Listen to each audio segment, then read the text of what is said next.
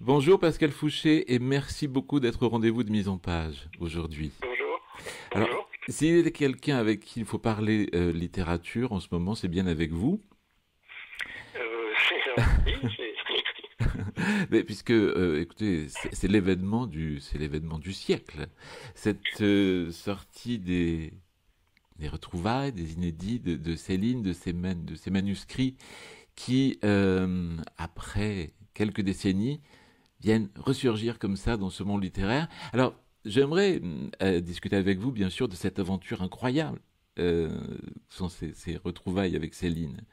Et puis, pour vous aussi, Pascal Fouché, le sentiment de l'éditeur, de ce responsable de l'édition chez Gallimard, de ce Guerre, de ce Londres, Casse-Pipe, RS, et puis cette volonté de Roi Crogol, etc. Comment vous vous sentez, Pascal Fouché, devant cette masse incroyable de documents de Céline? Ah ouais, c'est incontestablement un événement littéraire formidable. Et pour quelqu'un comme moi qui a travaillé sur Céline depuis longtemps, c'est un bonheur et presque, je dirais, inespéré de pouvoir comme ça travailler sur un texte inédit.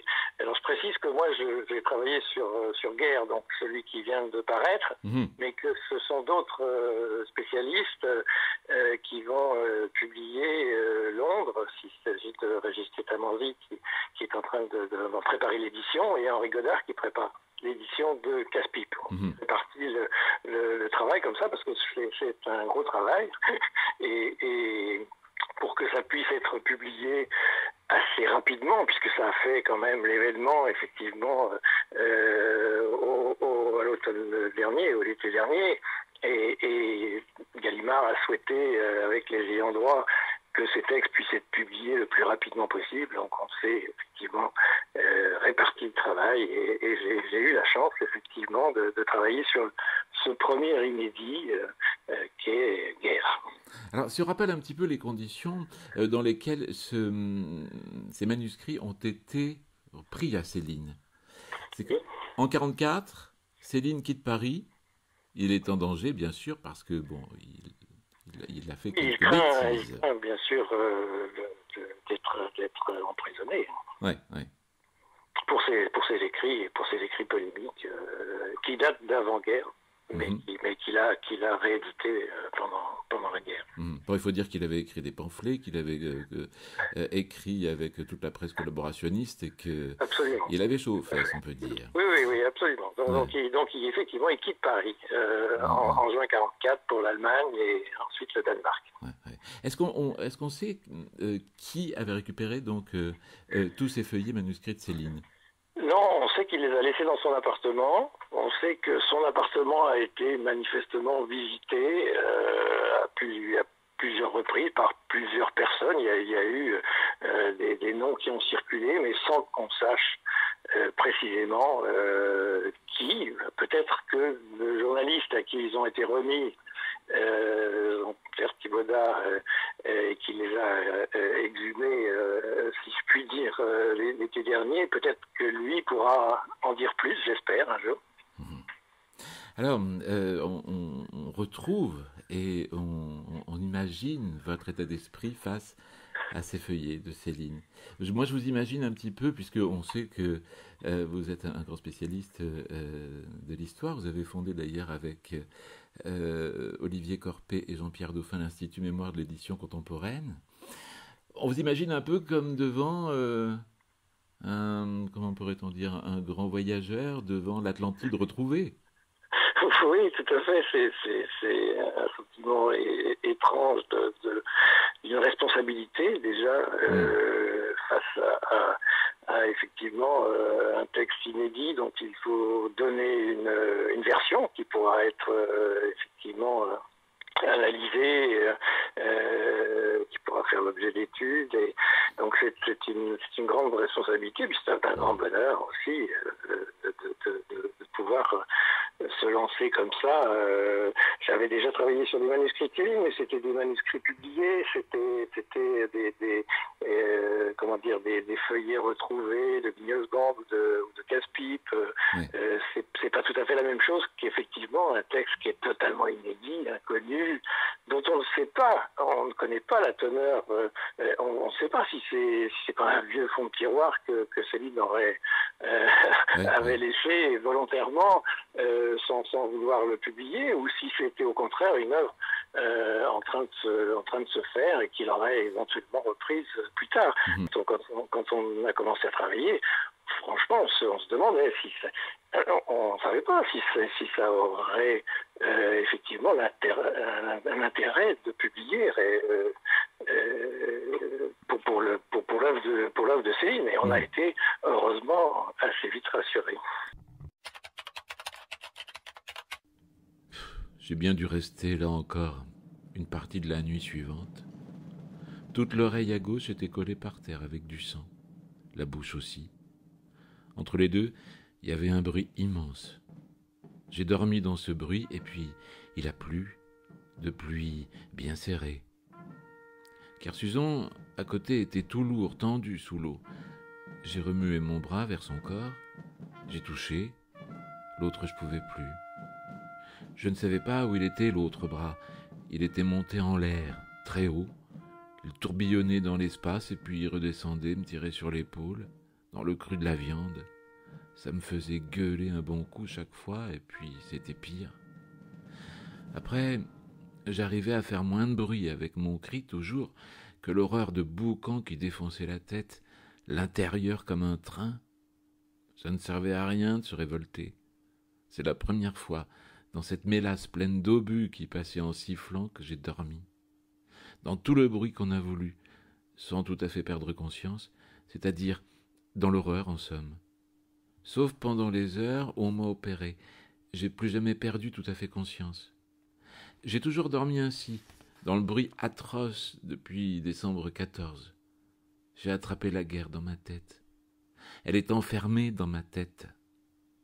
Bien, je disais donc, qu'au milieu de la nuit, je me suis retourné sur mon ventre. Ça allait. J'ai appris à faire la différence entre les bruits du dehors et les bruits qui ne me quittaient plus jamais. Question de souffrir, je dégustais aussi, en plein à l'épaule et aux genoux. Tout de même, je me suis remis debout. J'avais faim quand même, au fond de tout. J'ai tourné un peu sur moi-même, dans l'espèce de clos où on avait trouvé notre faim avec le Drélière et le convoi. Où qu'il pouvait être, lui, à ce moment-là, et les autres. Des heures, une nuit entière, et presque un jour avait passé depuis qu'on était venu les écrabouiller. C'était plus que des petits monticules sur la pente, puis dans le verger où fumaient, grésillaient et brûlochaient comme ci comme ça nos voitures. Le grand fourgon forge, il n'avait pas fini de se faire salement carboniser. La fourragère, il y en avait pour ainsi dire plus. J'ai pas reconnu l'adjudant dans le milieu.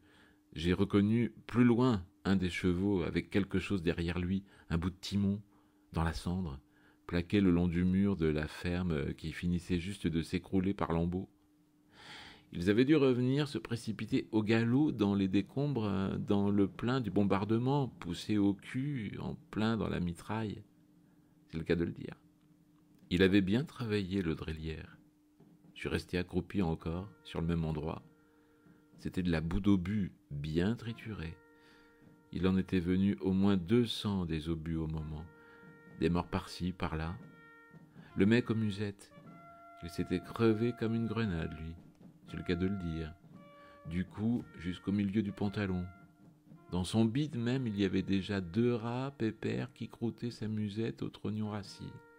Ça sentait la viande avancée et le brûler l'enclos, mais surtout le tas du milieu, où il y avait bien 10 chevaux tout éventrés les uns dans les autres. C'est là qu'il a fini le galop, fixé d'un coup par une marmite, ou 3, à 2 mètres. Le souvenir de la sacoche du pognon qu'avait sur lui le Drélière. Il m'est revenu soudain dans l'esprit, dans le plafond de ma marmelade. Ce récit, Guerre, est une œuvre à part entière. Certains disent que peut-être c'est un morceau du Voyage au bout de la nuit. Écoutez, toutes les hypothèses sont permises. Je pense que malheureusement on ne saura jamais ce que Céline avait voulu en faire. On pense plutôt que c'est un texte qui a été écrit après Voyage au bout de la nuit, Ouais. qui complète Voyage au bout de la nuit, puisque dans Voyage au bout de la nuit, il est question de la guerre de 14, mais assez brièvement. Au début du roman, ça fait une quarantaine de pages. Et puis il passe à autre chose en disant qu'il n'est pas encore temps de raconter ça. Mhm. Et quand il après Voyage au bout de la nuit, quand il écrit Mort à crédit, il précise à son éditeur que Mort à crédit contiendra l'enfance, donc l'enfance de Ferdinand, son héros, la guerre et Londres. Et on a toujours pensé que finalement, effectivement, l'enfance, quand ils ont décidé avec son éditeur de le publier, c'était devenu Mort à crédit. Ouais, ouais. Qui était déjà tellement important que finalement il s'est limité à cette partie de l'enfance. Et on a pensé que la guerre, c'était le manuscrit, correspondait en fait à ce que sera Casse-Pipe, et que Londres correspondait à ce que sera Minos Band. Et là, on découvre un texte qui est manifestement sur la guerre, même s'il n'est pas intitulé Guerre, mais Céline l'a qualifié comme ça, et qu'il y a un autre manuscrit qui, lui, s'appelle Londres. Et donc, ça correspond en fait à ce que dit Céline. Il l'avait toujours dit, ça. À ce qu'il dit dans deux lettres, l'une à Robert de Noël, son éditeur, et l'autre à Eugène Daby. Et donc, on peut penser que c'est plutôt, effectivement, enfin moi c'est mon avis en tout cas, que c'est plutôt effectivement une suite de Mort à crédit qu'une partie de Voyage. D'accord. On peut imaginer ça. Vous dites également par rapport, il y a encore un autre mystère, on n'en finira jamais avec les mystères autour de Céline, que quand on commence Guerre, finalement, on peut imaginer qu'il y avait peut-être un avant, parce que les pages sont numérotées, vous dites que oui, la première page est numéro 10, peut-être serait-il numérote les pages, mais fait aussi des chapitres qu'il numérote, qu'on appelle des séquences quand on fait de l'édition de textes comme ça. Et la première séquence commence par un chiffre qui est le chiffre 10, qui est entouré sur le premier feuillet. Et la deuxième séquence repart à 1. Donc, curieux ça. C'est curieux, pourtant les séquences se suivent bien, mais on peut penser, puisqu'il y a 4 mots au début de cette séquence qui sont pas tout à fait. Et pas tout à fait, on commence pas avec pas tout à fait. Voilà, c'est pas vraiment un début, quoi. Donc on peut penser qu'effectivement il y a eu quelque chose avant qu'on n'a malheureusement pas retrouvé. De quelle importance, on n'en sait rien. Est-ce que c'était 9 séquences très très importantes? Ce qu'on sait, c'est qu'il manque cette partie dans le récit de Céline. On n'a nulle part le récit de son action au front. Entre Casse-Pipe, c'est quand il est au régiment. Il s'est engagé, il a passé 2 ans à Rambouillet, et puis la guerre arrive, la déclaration de guerre en août 14, il est envoyé au front. Et donc il passe 3 mois au front, août, septembre et octobre, jusqu'à cette blessure. Cette blessure qu'on peut vérifier, il en parle beaucoup, il y a plein de correspondances qu'il a. À la fin octobre 1914, qui est en fait le début de guerre. Donc il manque dans le récit de Céline, il manque cette partie d'août à octobre 1914, qui est peut-être effectivement, qui correspond peut-être à ce qui était le début de guerre.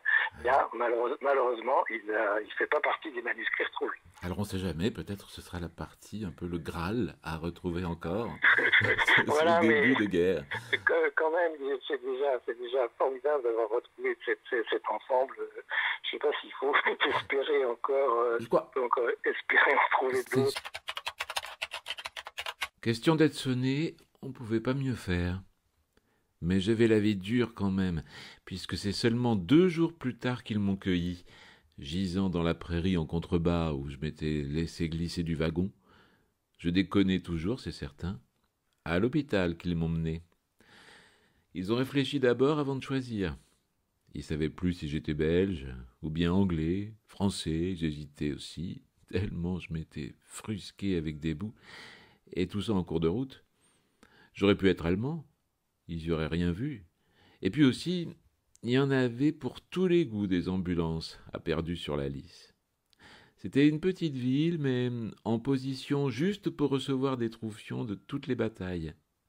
On m'a posé des étiquettes sur le bide et puis finalement j'ai échoué au Virginal Secours, rue des Trois Capucines, qui était dirigé par des dames de la société en plus des bonnes sœurs. C'était pas tout ce qu'il y a de plus carré comme destination, et je le prouverai par la suite.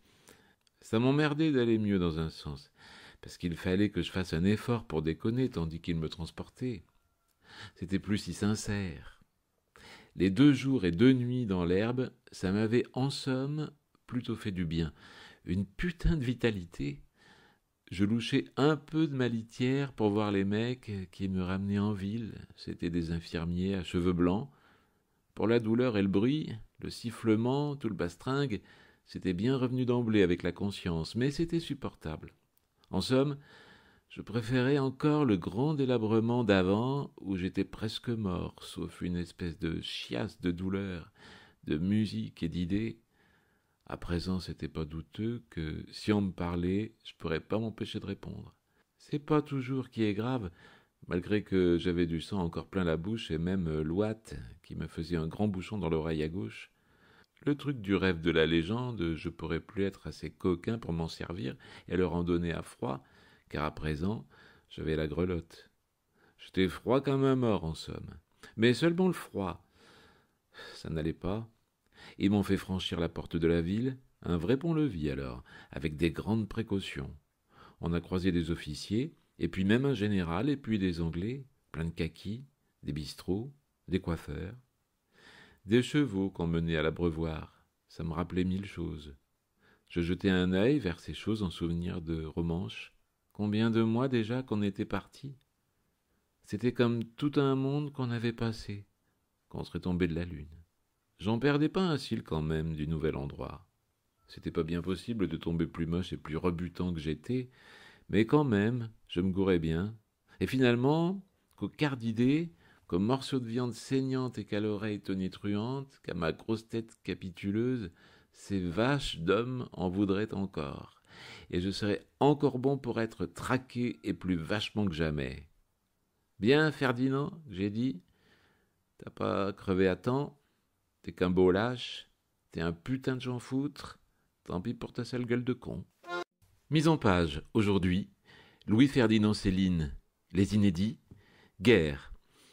Entretien avec Pascal Fouché, responsable de l'édition de ce roman inédit. Pour ceux qui aiment Céline, pour ceux qui, parce qu'on se demande pourquoi toujours un peu on aime Céline à ce point-là quand on connaît ce personnage, Oui. mais il est tellement fascinant cet auteur. Bah, c'est un grand écrivain. C'est un immense auteur. Sans conteste, un immense écrivain français du XXe siècle, un des plus grands probablement. Et qu'est-ce qui en fait le plus grand à vos yeux? Parce que peut-être vous pensez ça, que c'est peut-être le plus grand écrivain du XXe. Je pense que c'est l'un des plus grands, L'un des plus grands. en tout cas, et qui écrit avec une force, avec une imagination, avec Ouais. une langue, avec un style qui lui sont extrêmement particuliers, que beaucoup ont essayé d'imiter d'ailleurs, sans trop y parvenir, et ça en fait effectivement un véritable inventeur d'une langue, d'un style très particulier, qui lui sont très particuliers et qui sont très représentatifs de la littérature du XXe siècle. À ce sujet-là, d'ailleurs, du style et de la langue, vous, Pascal Fouché, vous avez dû, parce que ces manuscrits de Céline, pour Guerre notamment, n'étaient peut-être pas toujours lisibles, vous avez dû choisir, pour éditer, donc Guerre, certains mots, que vous avez d'ailleurs mis entre crochets. Oui, parfois, qu'effectivement, quand j'étais pas totalement sûr de la graphie, il y a des mots chez Céline écrit très très vite. Céline écrit comme un médecin, il écrit un peu comme un médecin, et puis il écrit avec beaucoup comment dire, d'empressement, de rage, il faut que ça sorte.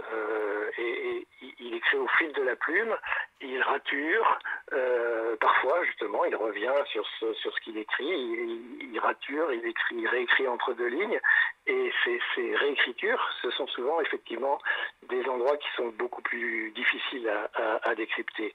Et justement, quand on devine quelquefois un mot plus qu'on ne le lit, c'est-à-dire que le contexte vous amène à penser que ça peut être ça, mais quand on n'est pas sûr, effectivement, on le met entre crochets pour dire c'est probablement ça, mais voilà, c'est plus conjectural, comme on dit, que réellement lu. C'est une sacrée responsabilité tout de même. Hein. Oui, mais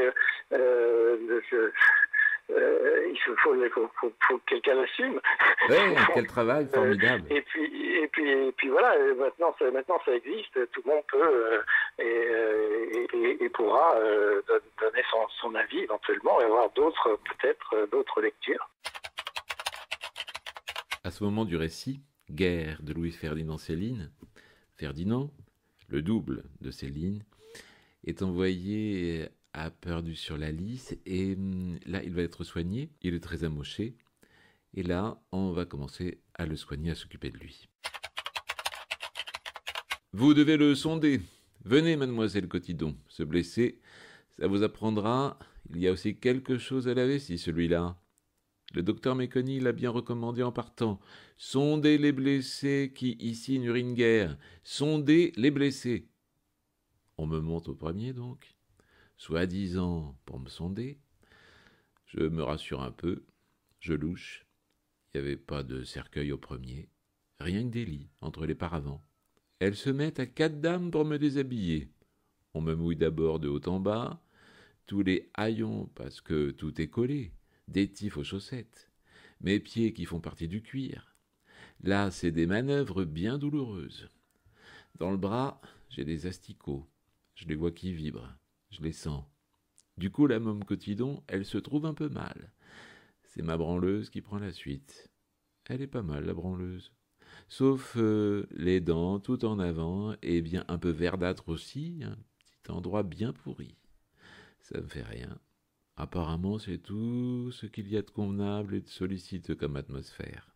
J'ouvre les 2 yeux, mais alors fixe, bien au plafond. Mort à Gwendor le félon, mort aux Allemands félons, mort aux envahisseurs de la pauvre Belgique. Je déconne à plein tuyau, je prends mes précautions, on me dévisage. Elles sont toujours 4. Il délire encore le malheureux, apportez-moi ce qu'il me faut, je vais le sonder moi-même. Que réfléchit la branleuse. Bien, mademoiselle, je vous apporte tout de suite les sondes. Elles m'ont laissé seul avec la personne. Ce qui fut dit fut fait, mais alors sérieusement. Elle m'a raclé lentement l'intérieur de la bite. C'était plus de la plaisanterie.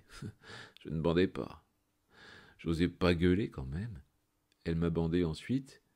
Elle m'a fait repenser la tête, l'oreille et le bras, fait boire à la cuillère, et puis on m'a laissé tranquille. « Reposez-vous » qu'elle m'a dit, la sondeuse en chef. Et puis tout à l'heure, le capitaine Boissy-Chousse, notre officier gestionnaire, viendra vous poser quelques questions. Si toutefois vous êtes en état de lui répondre, et puis ce soir, le docteur Méconi passera pour la visite. Il y avait de l'avenir. Je ne serais pas près d'être en état, comme elle disait. Bousy-Jousse, j'ai rien dit d'abord. C'est bien simple. Pendant près de 10 jours, ils ont pensé ce qu'ils ont voulu. Je n'avais pas de papier sur moi. J'avais rien que ma gueule saignante de travers. L'intérieur bien pire, et le reste à l'avenant, c'est tout. J'avais plus peur encore d'être ressondé. C'était une manie. Mademoiselle Lespinasse, elle s'appelle la sondeuse. C'était elle qui commandait tout. On me trouvait de la fièvre le soir, ça faisait bien. Je gangrenais pas, mais c'était juste. Je sentais seulement. Toujours, c'était la question si on allait m'isoler en bas avec les agoniques ou pas. L'espinasse. Mon sondage, ça devait plus l'amuser, me branler non plus. Seulement, un soir, le docteur n'est pas venu. Il était occupé. Elle passait entre les lits. Elle m'a embrassé le front, en douce, derrière le paravent. Du coup, je lui ai retourné un petit coup de poésie murmurante, comme on expire. Vanda n'attend plus ton fiancé, Gwendor n'attend plus un sauveur. Joie de ton cœur sans vaillance, Thibaut, je le vois, s'approche du nord. Tout au nord de Morhande, Krogold va venir me prendre. Et puis je faisais glou-glou. Je savais même pas cracher du sang en me pompant fort un bon coup sur le bord du nez. Elle me tamponnait alors le bas des narines avec une compresse et m'embrassait encore. Oh, c'était une passionnée au fond. Je comprenais pas très bien son caractère, mais je me gourais que j'aurais salement besoin d'elle, la Rombière par la suite. J'ai bien fait. Mise en page, aujourd'hui, Louis-Ferdinand Céline, Les Inédits, Guerre. Entretien avec Pascal Fouché, responsable de l'édition de ce roman inédit. Pourquoi, à votre avis, Pascal Fouché, on peut imaginer que Céline l'avait, pourquoi pas, proposé cette partie, la guerre de Noël, style, à l'époque. Pourquoi est-ce qu'il Non, vous ne pensez pas? Non, parce que manifestement, quand il publie Mort à crédit, ouais. Mort à crédit est assez mal reçu par la critique. Vous savez, c'est son deuxième roman. Les romanciers sont souvent attendus au tournant quand ils ont eu un succès justement pour leur premier texte. Et Mort à crédit est assez différent de Voyage au bout de la nuit et est assez mal reçu par la critique. Et Céline est déçue de cette réception. Est très déçu au point que c'est à ce moment-là qu'il se met à écrire ses textes polémiques. Oui, il va écrire du théâtre même avant les pamphlets. L'Église, ça vient. Oui, mais l'Église c'est encore avant. Ah oui, c'est encore avant. C'est même avant Voyage au bout de la nuit. Ah oui, c'est ça. Donc en fait, cette partie de Mort à crédit qu'il aurait abandonnée, il n'y revient pas. On ne sait pas très bien pourquoi, mais il est très improbable qu'il ait proposé un premier jet à son éditeur. Enfin, on en aurait la trace en plus, et on sait que Céline retravaillait énormément ses textes. Il faisait effectivement plusieurs versions, et là on a la première, on voit bien que c'est une première version justement avec quelquefois il laisse des blancs, quelquefois il y a des répétitions qu'il n'aurait jamais laissées, il y a des personnages qui changent de nom, ce sont des choses qui montrent qu'il n'a pas retravaillé ce texte et qu'il l'aurait sûrement pas publié de cette façon-là. Est-ce que, moi, en lisant Guerre, c'était vraiment incroyable de se retrouver devant ces feuilles-là. Et je me disais, il est d'une modernité incroyable, ce texte, dans la langue, il va peut-être encore plus loin que les autres. Est-ce que c'était pas un peu trop, en avance pour l'époque? Parce qu'il y a des scènes de cul incroyables, des propos anarchistes incroyables. Est-ce que peut-être, on peut dire, finalement, on n'était pas prêt à l'époque pour recevoir ce texte? Peut-être, il y a des scènes très crues, oui, auxquelles il ne nous a pas totalement habitués, parce que c'est vrai qu'il il n'est pas prude, Céline. Il y a des scènes dans ses romans qui sont un peu osées. Là, il est effectivement vraiment très cru. Et on peut se demander effectivement si ce texte à l'époque aurait été publié comme ça, parce que on sait que son éditeur a censuré des mots dans Mort à crédit. Bien sûr. Il a laissé des mots en blanc parce qu'il jugeait que c'était trop posé, et c'était très en deçà de ce qu'il y a dans Guerre. Donc, effectivement, à l'époque, il aurait probablement eu du mal à le publier tel quel. Mais depuis, on en a vu d'autres quand même. Donc, on est moins étonnés, nous. Donc, c'est une grande chance d'avoir ce texte comme ça dans son intégralité. Vraiment, c'est un... tout à fait. Toujours à l'hôpital de Perdru-sur-la-Lys, Ferdinand se fait soigner et il a affaire à cette infirmière un peu étrange qui s'appelle l'Espinasse. Pour avoir des sensations horribles, moi, j'avais été déjà gâté, mais c'est l'Espinasse qui m'a régalé. Elle me maintenait fermement le cornet en soufflant sur le blaire à deux bras. Elle était costaud. Je me suis régalé un bon coup d'abord, je le jure. Il m'en avait tant fait finalement que je m'ai élancé dans mon masque à délire avec une espèce de joie. Question cloche, l'éther a déterminé un véritable ouragan personnel. Une surprise quand même. J'ai plongé dans cet orchestre, car j'en entendais jamais plus, sans doute, comme dans le cœur d'une locomotive. Seulement je sentais bien que c'était le mien quand même de cœur qui fournissait la violence. Alors j'avais des scrupules pour lui. C'est un bon cœur courage quand même que t'as Ferdinand, que je me disais. Tu devrais pas abuser de lui, c'est pas joli. C'est lâche ce que tu fais là, tu profites. Du coup, je pouvais remonter à la surface du bruit, lui tabasser la poire à la môme l'espinasse. Mais elle me tenait avec le cache, dans son étreinte, comme on dit. La vache. Des clous pour remonter. Je faisais dans ses mains avec toute ma barbaque le tenant de la cloche. Tantôt ici avec ma tête, bam, dans le fond des yeux, bang, contre l'oreille. J'ai presque remonté, rouge, sur blanc. Elle gagnait encore, la salope. Bon, que je raconte à présent le coup du réveil. Je m'entends gueuler moi-même, remarquez. Mignon, mon mignon. Et puis fort alors. C'est ça que j'avais trouvé dans l'infini. Je sortais du néant de la merde avec un mignon. Et pourtant j'avais pas de mignon. J'en avais jamais eu dans ma putain de vie de mignon. C'est le cas de le dire. C'était un coup de tendresse qui me remontait fort et qui, de près, me dégoûtait de l'entendre. Et puis, en même temps, je vois les fleurs et le paravent, et puis je dégueule un bon coup partout de la bile amère, en plein sur l'oreiller. Je me tortille, je m'arrache le bras. Ils étaient 4 moins, et des hommes pour me retenir. Je vomis donc, et pour la première que je reconnais vraiment, c'est ma mère. Et puis mon père, et puis plus loin, mademoiselle l'Espinasse. Tout ça floute et je vogue comme au fond d'un aquarium. Et puis ça se fixe finalement, et ma mère, je l'entends bien, qui me dit « Voyons, Ferdinand, calme-toi, mon petit. » Elle pleurait un petit peu, mais je la reconnaissais vexée de me trouver inconvenant. Tout de même, en plein délire, je comprends. Mon père était là encore aussi, un peu en retrait.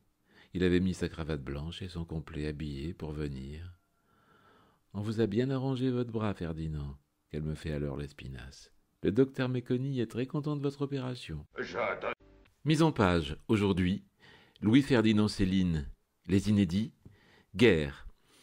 Entretien avec Pascal Fouché, responsable de l'édition de ce roman inédit. Qu'est-ce que vous pensez, vous, de ce Ferdinand-là, de Guerre?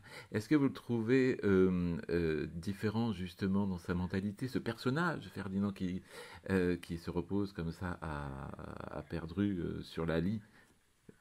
Donc, Hasbrook, en vérité. Bon, c'est le Ferdinand, c'est Ferdinand Bardamu. Oui. On l'a dans Voyage. On a ce Ferdinand, la jeunesse de Ferdinand dans Mort à crédit. Ce Ferdinand correspond effectivement plus à celui de Mort à crédit, celui qui est un peu critique avec ses parents dans Mort à crédit et qui l'est beaucoup dans Guerre. Ce Ferdinand qui est marqué par la guerre, par son expérience de la guerre. Hein. Il faut penser qu'il l'écrit 20 ans après, mais qu'on sent qu'elle est totalement présente chez lui. Elle l'obsède presque, cette guerre qu'il a vécue, et dont sans doute il craint qu'elle revienne aussi. Hein. On est dans les années 30, la montée du nazisme, c'est pas... tout le monde en est conscient malgré tout, donc on a peur à ce moment-là que la guerre revienne. Et lui, le fait de raconter sa guerre, de dire comment elle a été affectée par cette guerre, et pas seulement parce qu'il a été blessé effectivement et qu'il a souffert et qu'il souffre encore, puisque effectivement on sait qu'il a eu des conséquences de ces blessures qu'il a ressenties toute sa vie, mais donc il a été blessé dans sa chair, mais il a aussi été blessé comme tous les Français qui ont été confrontés à cette guerre horrible. Guerre, Louis-Ferdinand Céline. Édition établie par Pascal Fouché chez Gallimard. Voici un fragment. On retrouve Ferdinand, blessé, et il est toujours donc au front. Il se relève, blessé, sur le champ de bataille. Quand j'ai repris mon espèce d'esprit, c'était dans une église, sur un vrai lit. Je me suis réveillé au bruit de mes oreilles encore, et d'un chien que je croyais qui me mangeait le bras gauche. J'ai pas insisté. Sauf qu'on m'ouvre le ventre tout cru et à froid, et encore. Je pouvais pas avoir plus mal partout. Ça n'a pas duré 1 heure, mais toute la nuit. J'ai vu passer un drôle de geste dans cette ombre sous mes yeux, tout mou et tout mélodieux, qui m'a comme réveillé quelque chose. J'y croyais plus, et c'était le bras d'une gonzesse. Ça m'a malgré tout porté aux oiseaux d'autorité. J'ai cherché l'endroit des fesses avec un œil. J'ai trouvé que ça ondulait derrière, sur de l'étoffe bien tendue, de ci, de là, entre les chalis, comme un rêve qui recommence. La vie, elle en a des trucs. Les idées sont remontées de travers, comme embrouillées, et elles ont suivi le derrière, en attente, bien sage. On m'a fait rouler dans un coin de cette église, un coin plein de lumière. Là, j'ai retombé dans les pommes à cause de l'odeur, j'imagine, ça devait être pour m'endormir. 2 jours ont dû passer, avec plus de douleur encore, d'énormes bruits dans ma grosse tête que de vie véritable. C'est drôle que je me souviens de ces moments-là. C'est pas tant que j'ai dégusté que je me rappelle que d'être plus responsable de rien du tout, comme un con. Plus même de ma bidoche. C'était plus qu'abominable. C'était une honte. C'était toute la personne qu'on vous donne et qu'on a défendue. Le passé incertain, atroce, déjà très dur, qui était ridicule dans ces moments, en train de se déglinguer et de courir après ses morceaux. Je la regardais, moi, à la vie, presque en train de me torturer. Quand elle me fera l'agonie pour de bon, je lui cracherai dans la gueule comme ça. Elle est tout con à partir d'un certain moment, faut pas me bluffer. Je la connais bien, je l'ai vue, on se retrouvera. On a un compte ensemble, je l'emmerde. Mise en page, aujourd'hui, Louis-Ferdinand Céline, Les Inédits, Guerre. Entretien avec Pascal Fouché, responsable de l'édition de ce roman inédit. Qu'est-ce que vous pensez, vous, de ce Ferdinand-là, de Guerre? Est-ce que vous le trouvez différent, justement, dans sa mentalité, ce personnage, Ferdinand, qui se repose comme ça à perdru sur la lie? Donc, Innsbruck, en vérité. Bon, c'est le Ferdinand, c'est Ferdinand Bardamu. Oui. On l'a dans Voyage. On a ce Ferdinand, la jeunesse de Ferdinand dans Maracrédit. Ce Ferdinand correspond effectivement plus à celui de Maracrédit, celui qui est un peu critique avec ses parents dans Maracrédit et qui l'est beaucoup dans Guerre. Ce Ferdinand qui est marqué par la guerre, par son expérience de la guerre. Hein.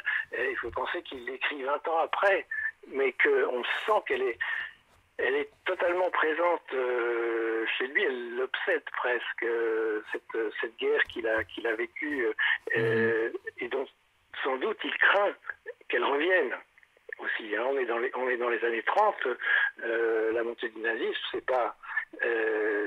tout le monde en est conscient malgré tout, donc on a peur à ce moment-là que la guerre revienne, et lui le fait de raconter sa guerre, de dire comment elle a été affectée par cette guerre, et pas seulement parce qu'il a été blessé effectivement et qu'il a souffert et qu'il souffre encore, puisque effectivement on sait qu'il a eu des conséquences de ces blessures qu'il a ressenties toute sa vie, mais donc il a été blessé dans sa chair, mais il a aussi été blessé comme tous les Français qui ont été confrontés à cette guerre horrible.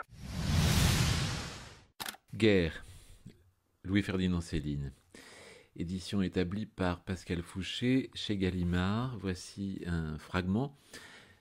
On retrouve Ferdinand, blessé, et il est toujours donc au front. Il se relève, blessé, sur le champ de bataille.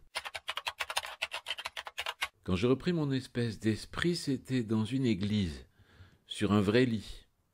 Je me suis réveillé au bruit de mes oreilles encore, et d'un chien que je croyais qui me mangeait le bras gauche.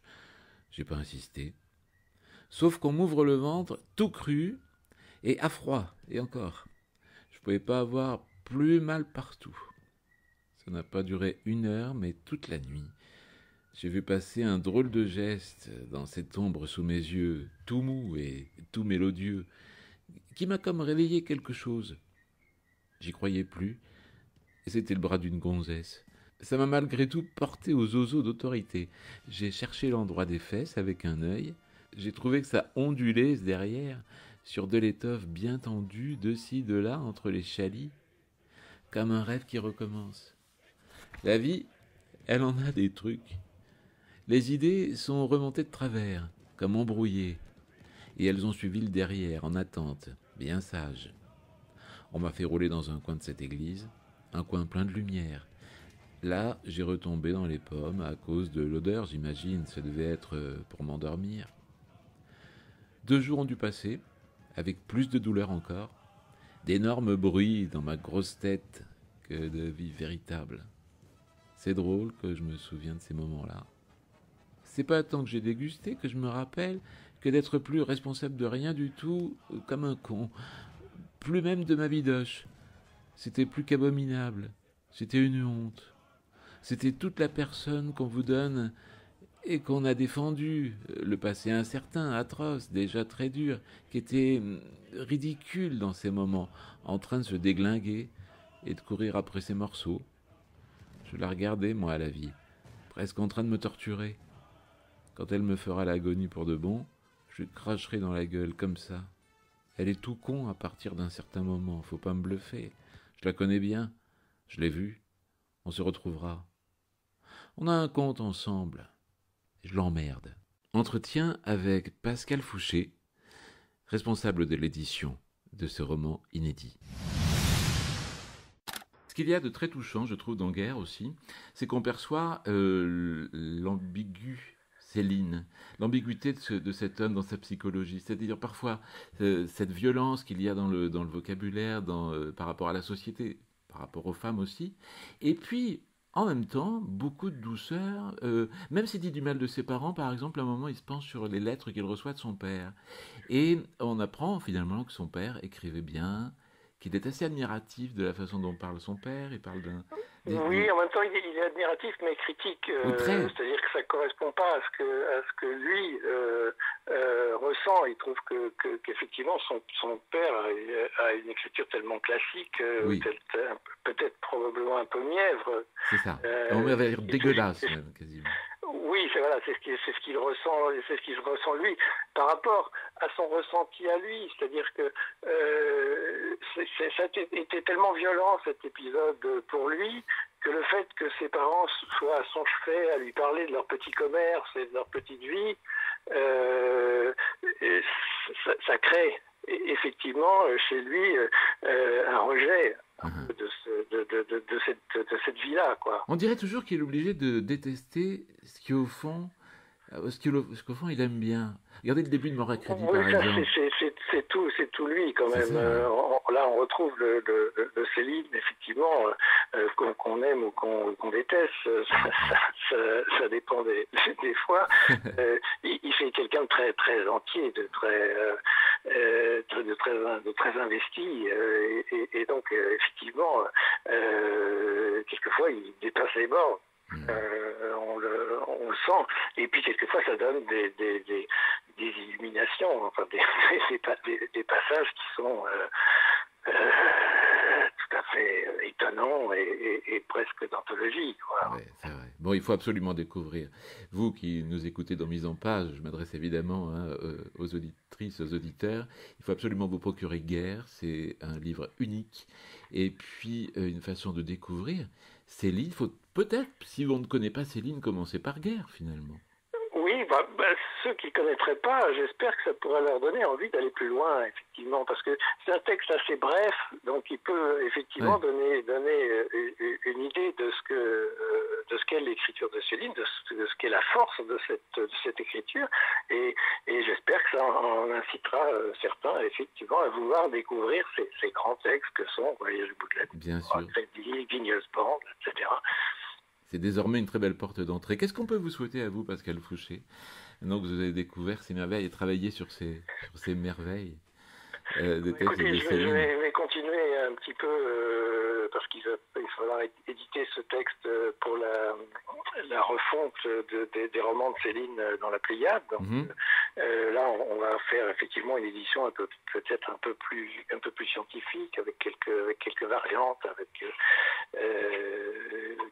quelques appendices supplémentaires probablement. Donc, je vais continuer un petit peu à travailler sur Céline. Et puis peut-être on peut vous souhaiter de tomber par hasard comme ça sur quelques flipbooks rigolos que vous collectionnez. Ah oui, oui aussi, c'est gentil. Je vous remercie infiniment, Pascal Fouché, d'avoir bien voulu répondre à cette invitation pour évoquer Guerre, paru chez Gallimard le 5 mai dernier, donc c'est vraiment tout récent.